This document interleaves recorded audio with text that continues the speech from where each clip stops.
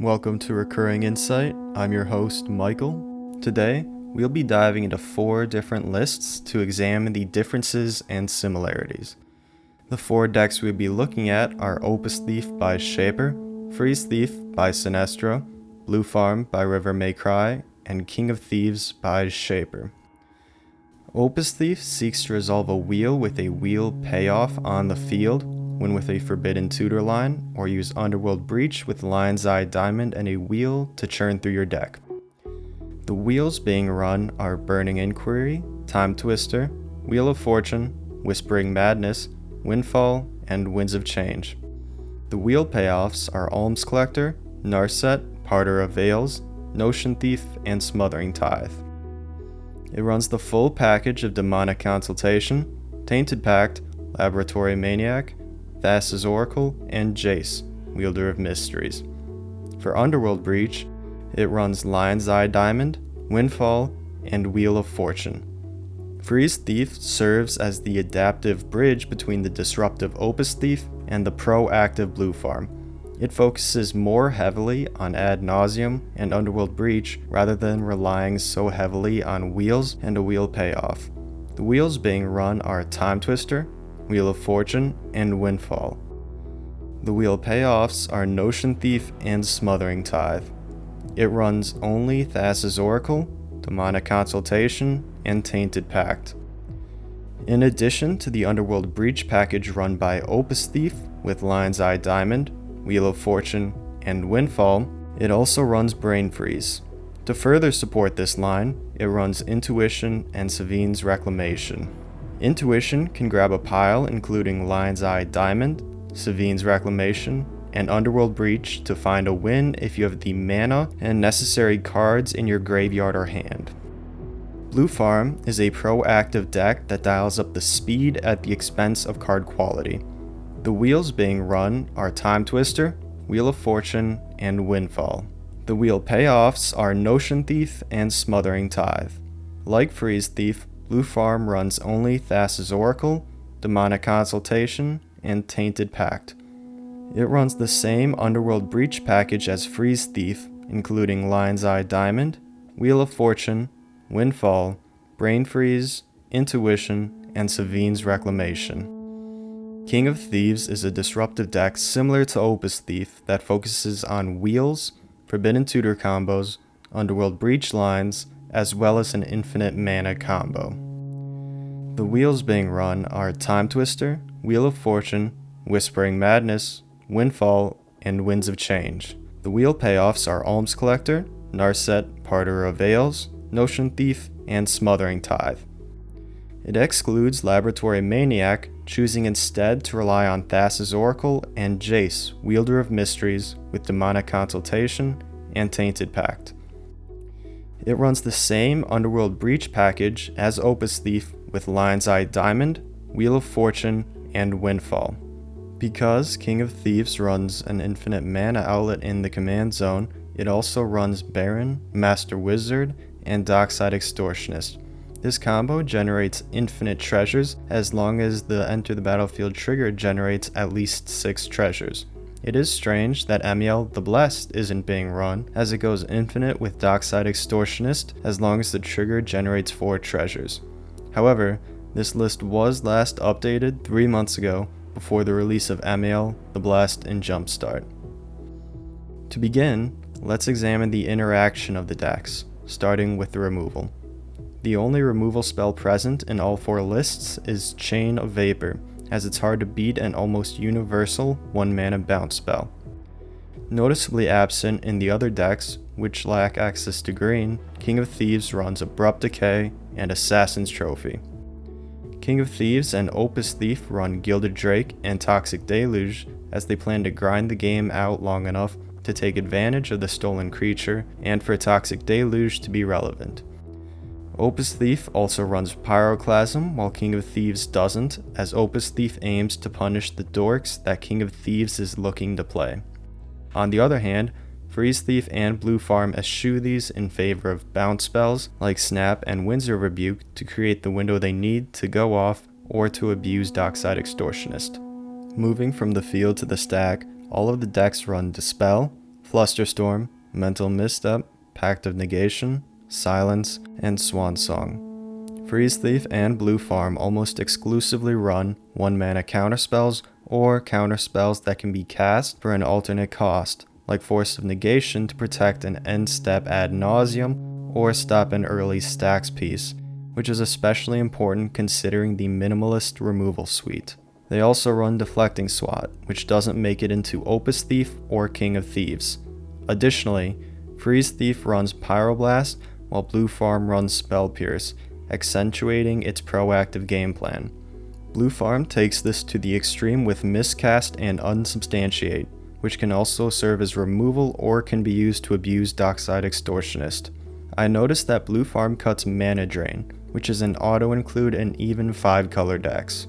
It could be due to not wanting to hold up 2 blue mana for interaction, but the colorless mana the spell provides seem like it would greatly benefit the deck. Although King of Thieves also runs Pyroblast, the 2 disruptive decks take advantage of Dovin's Veto, an uncounterable negate, and Drown in the Loch, as they plan to grind out the game long enough to allow graveyards to fill. King of Thieves runs Veil of Summer, while Opus Thief includes Counterspell and Delay.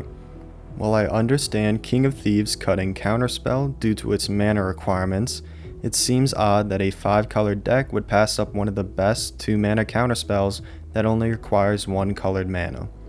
It's expected for King of Thieves to exclude both Fierce Guardianship and Deflecting Swat, but it's strange that Deflecting Swat isn't included in Opus Thief when Opus Thief runs Fierce Guardianship. Another exceptional choice is the exclusion of Force of Will from King of Thieves. It is a 5-color deck, so there is the concern about not having enough blue cards to pitch, but 42% of the pips are blue, so it seems like there should be enough blue cards. Moving on to the card draw, all of the decks include Ad Nauseam, Brainstorm, Mystic Remora, Rhystic Study, Time Twister, Wheel of Fortune, and Windfall. Opus Thief, the classic wheel deck, is most focused on the theme, even going so far as to run Burning Inquiry, which doesn't make an appearance in the other lists, as well as Winds of Change and Whispering Madness, which are also run in King of Thieves. Blue Farm and Freeze Thief shift their focus away from wheels to an early Ad Nauseam, Peer into the Abyss, or Underworld Breach combo, and have even abandoned Jace, Wielder of Mysteries. Blue Farm once again shows its extreme side by dropping Gitaxian Probe, Ponder, Preordain, and Dark Confidant. This frees up slots, but leads to mulliganing more aggressively to compensate for the lack of cantrips and the steady card draw of Dark Confidant. One shocking choice from Blue Farm is the lack of Necropotence. Trading life for cards is extremely powerful, and I don't believe the downsides outweigh the upsides in this deck. The mana base is equipped for the triple black, the deck is already built with the goal of paying life for cards, and the stormy nature of Blue Farm fits perfectly with Necropotence. The only deck-specific con I can think of is that while Necropotence is on the battlefield, you can no longer combo with Underworld Breach and Wheel of Fortune or Windfall. Finally, King of Thieves runs Compost and Sylvan Library. Compost synergizes well with the discard wheels, and Sylvan Library is just a great draw engine. Like all CEDH decks, these decks run a healthy amount of tutors. All of the decks run Demonic Tutor, Enlightened Tutor, Imperial Seal, Mystical Tutor, Tainted Pact, and Vampiric Tutor. Freeze Thief and Blue Farm support their more aggressive deck styles with a greater amount of tutors, running Gamble, Intuition, Praetor's Grasp, and Wishclaw Talisman. Blue Farm, to preserve its life total, has cut Lim-Dûl's Vault in favor of Diabolic Intent. The disruptive decks really shine when it comes to stacks pieces, as the beauty of wheel decks is that the combo pieces are also stacks pieces. All of the decks run Notion Thief, but Opus Thief and King of Thieves also run Alms Collector and Narset, Parter of Veils. While Opus Thief recently dropped Aven Mindcensor for Drannith Magistrate, King of Thieves runs neither of these cards. However, it's understandable that Opus Thief is on Cursed Totem while King of Thieves isn't, as it runs Dorks and an infinite mana outlet in the command zone. Although Freeze Thief and Blue Farm don't include the previously mentioned cards, they do run Grand Abolisher, This can serve as a second copy of Silence, which is especially effective when using Underworld Breach and a Wheel to combo. Let's talk about the recursion. All of the lists are on Underworld Breach, as it's both recursion and a combo piece, but Freeze Thief and Blue Farm also run Sevinne's Reclamation to support the intuition lines for Underworld Breach. Although Opus Thief, Freeze Thief, and King of Thieves are all running Yawgmoth's Will, Blue Farm has dropped it for Mnemonic Betrayal. This may be due to Mnemonic Betrayal not causing cards that enter the graveyard the turn it's cast to be exiled, so Underworld Breach combos can still be performed. King of Thieves is the only one running Noxious Revival, for obvious reasons. To compete with the speed of the CEDH meta, all of the decks run a variety of ramp and rituals.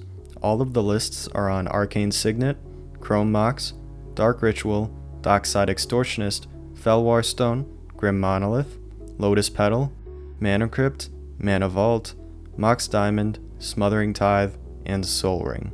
The more proactive decks, Freeze Thief and Blue Farm, run Kabbalah Ritual and take advantage of their higher artifact count, 16 and 15 respectively, with Mox Opal. Blue Farm once again pushes the limits by also including Reign of Filth, Rite of Flame, and Simian Spirit Guide. Moving from rituals to ramp, King of Thieves abandons talismans in exchange for dorks, like Birds of Paradise, Deathrite Shaman, and Noble Hierarch, as well as enchantments like Carpet of Flowers and Wild Growth. For the decks that aren't fortunate enough to have access to green, the combination of talismans and signets is interesting. Opus Thief runs Dimir's Signet, Talisman of Dominance, and Talisman of Progress, which correlates with 55% of the pips being blue, 26% of the pips being black, and white being stronger than red despite being tied at 10% of the pips. It also runs Copy Artifact, which provides more flexibility by copying either your own or your opponent's artifacts. Freeze Thief runs 4 talismans: Talisman of Creativity, Talisman of Dominance, Talisman of Indulgence, and Talisman of Progress, which makes sense considering that 45% of the pips are blue, 33% of the pips are black, 12% of the pips are red, and 10% of the pips are white. Blue Farm, on the other hand, runs Talisman of Creativity, Talisman of Dominance, and Talisman of Progress, which makes sense with blue having 45% of the pips, but doesn't account for the fact that 31% of the pips are black, while only 13% are red and 10% are white. However, the additional red and black rituals offset this. Moving on, this section specifically focuses on dead combo cards that have little to no use outside of the combos. As a result, it's one of the shorter sections. To start, all of the decks run Demonic Consultation, Lion's Eye Diamond, and Thassa's Oracle. Only Opus Thief runs Laboratory Maniac, as Freeze Thief and Blue Farm are more focused on Underworld Breach lines, and King of Thieves has a Dockside Extortionist combo. There are only 2 miscellaneous cards, or cards that have too diverse a variety of uses to fit into one of the previous categories. Blue Farm and Freeze Thief both run Phantasmal Image, as it synergizes well with Dockside Extortionist and can become a copy of any of your opponent's creatures. Blue Farm also runs Cloud of Fairies. I personally don't feel that this card is good enough, but it can serve as a free creature for Tymna the Weaver, Culling the Weak, Diabolic Intent, or can filter mana with its Enter the Battlefield trigger. The mana base of a deck tends to be the most boring part of any deck. However, it is too important to ignore completely. Fine-tuning a mana base can be difficult, so let's go over the lands that are in all of these decks, as well as the notable includes and excludes. Starting with the fetches, all of the lists run Bloodstained Mire, Flooded Strand, Misty Rainforest, Polluted Delta, Scalding Tarn, Verdant Catacombs, and Wooded Foothills. Despite being able to run all of the fetch lands, there is a focus on lands that fetch islands, swamps, and mountains in that order of priority. This is further supported by the duels and shocks run in all of these decks: Badlands, Tundra, Underground Sea, Volcanic Island, and Watery Grave. The decks also run Morphic Pool, Ancient Tomb, Command Tower, Exotic Orchard, and Gemstone Caverns. Opus Thief notably includes Cephalid Coliseum, Fiery Islet, and Sea of Clouds. Cephalid Coliseum synergizes well with the Notion Thief package, provides card selection, and works well with Laboratory Maniac. Opus Thief is the grindiest of these 4 decks, and Fiery Islet lets Opus Thief curb mana flooding. Sea of Cloud appears to be the replacement for Windswept Heath run by the other 3 decks, as the best lands to get with Windswept Heath would be the other Azorius lands, Tundra and Hallowed Fountain. Looking at the percentage of pips, 55% are blue, 26% are black, 10% are red, and 10% are white. The mana production is 37% blue, 23% black, 19% red, 19% white, and 2% colorless. These correlate relatively well, with some balancing to ensure that the deck can still hit red and white mana reliably. Freeze Thief has the most standard mana base, with the only 2 notable includes being Spire of Industry and Scrubland. Scrubland is easily understandable with a heavier dependence on Ad Nauseam and Peer into the Abyss. Spire of Industry is also understandable with the higher density of artifacts. The pips in Freeze Thief are 45% blue, 33% black, 12% red, and 10% white.